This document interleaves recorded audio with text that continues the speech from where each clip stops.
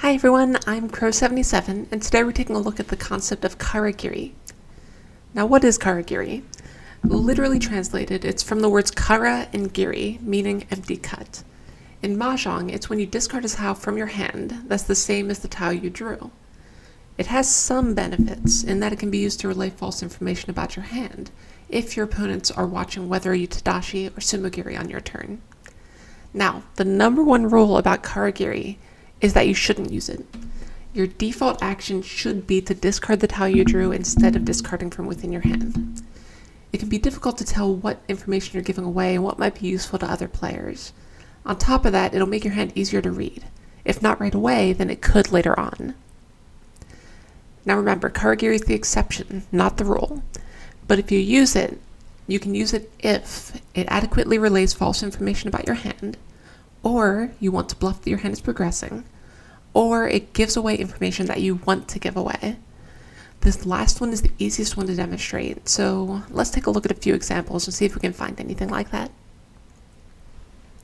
So let's say this is turn 7 and we draw a 7-pin.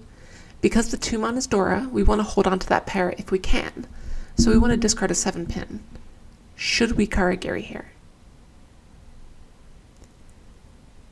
The answer, in a vacuum of course, we can't see all the discards or other players or anything, is that we should not Karagiri. In fact, this is one of the worst places to do it.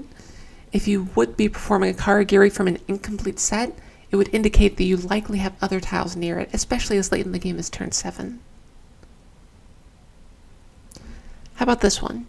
Still turn 7, but this time the tile that we could Karagiri is part of a completed set. In this case, we still don't want to do it.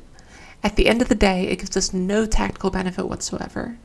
There's a chance we end up with the shape 1, 2, 3, 4, 5-mon as well, so it could make reading the 3-6 weight a little bit easier in that case.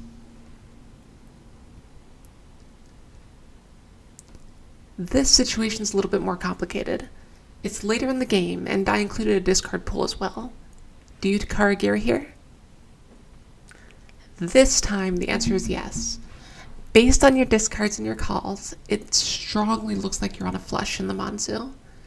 But if you discard a tile from within your hand of a different suit than the flush suit that you just discarded, it'll indicate to other players that you're not on a flush, and it'll make it more likely that people discard that last Manzu tile you need to complete your hand.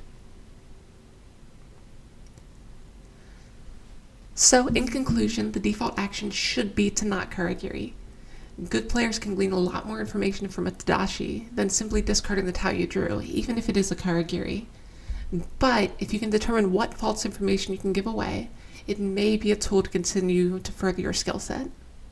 That's all I have for today. I'll see you guys next time.